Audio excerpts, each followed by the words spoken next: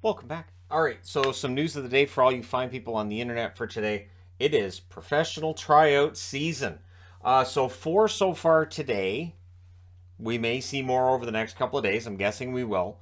Veteran players that we've been asking all summer, why don't these guys have contracts? And this guy's not bad. Why doesn't he have some kind of a contract? Now they have a chance to earn those contracts. So there's four tryouts that were announced today. Starting at the top, San Jose has signed Scott Harrington to a professional tryout. He played 7 games for Columbus this past season, scored 1 assist. It's not offense with him, though. It's just defensive depth that San Jose will be looking for. He is 29 years of age.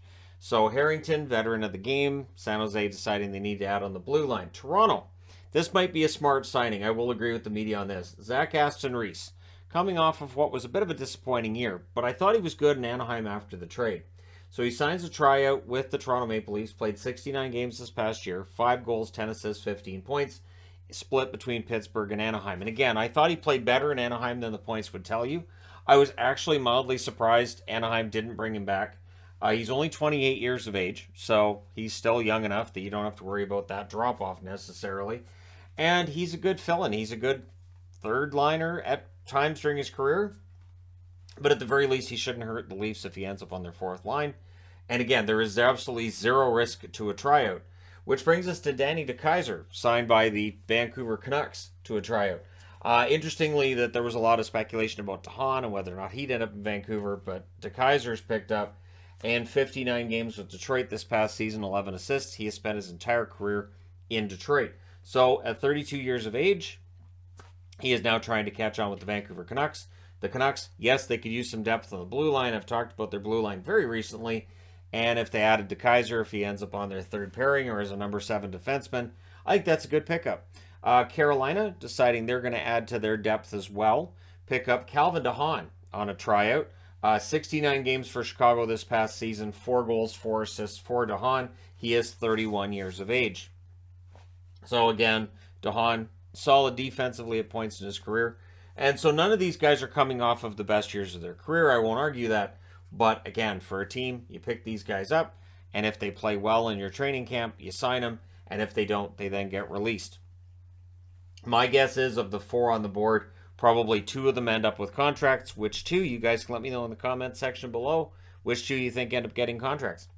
So, and I mean, if you want to be a Debbie Downer, you could just say none of them are going to make it. But so we'll see how these moves end up affecting teams, and we'll see who else ends up signing a tryout as well. With the flat cap being as it is, there are going to be some bargain contracts. There are going to be some guys who are left without contracts. So the reason I'm wearing a Flyers jersey, John Tortorella. I think this is really brilliant by John Tortorella. He has talked to personnel, he's talked to players, he's talked to general manager Chuck Fletcher. There is no rush to name a captain for the Philadelphia Flyers. He is also saying, look, I got to get in the locker room, we got to fix this. So the way that it sounds is that there's some issues with the Philadelphia Flyers that may not be necessarily on ice issues, and so he has major concerns about the locker room culture. So I don't know if this is a culture, and again, this could be various things, so speculate away, but to me it says there's probably a divide in the locker room, and there may be some players who don't get along with some of the other players, which happens with losing seasons. I've talked about that before. But it is important for Tortorella to nip that in the bud before we even get to the regular season, because if they're going to have any chance of recovering and having a good year, you have to get that fixed first. So we can have the discussion about their team and how good or how bad Philadelphia could potentially be, but you have to fix any of the issues in the locker room. So I absolutely agree with Tortorella on this. I think he's right.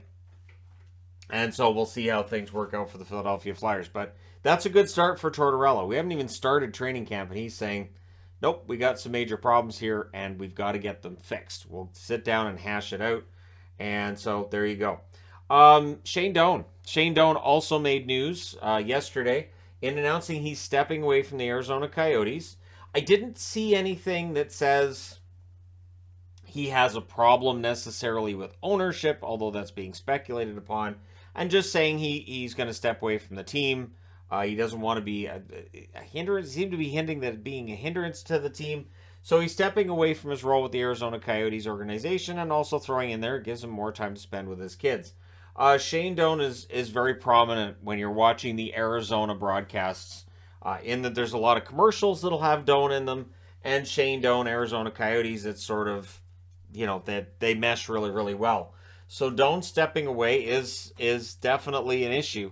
The Arizona Coyotes, though, are also saying that the season ticket drive they've had so far for the brand new building is giving them more revenues than what they had last year in the building in Gila River. That the Gila River building wasn't making them very much at all. So then the argument comes in of, okay, so the team's making more money now, so that's good news, or, well, it's still not enough money, so it's bad news. And again, if you were of the mind that, well, the Coyotes, bad idea, I don't think there's anything coming out about the drive to sell tickets with the new building is going to change that. But if you're of the mind that things are going to get better for Arizona, I think there's reason to believe that they could.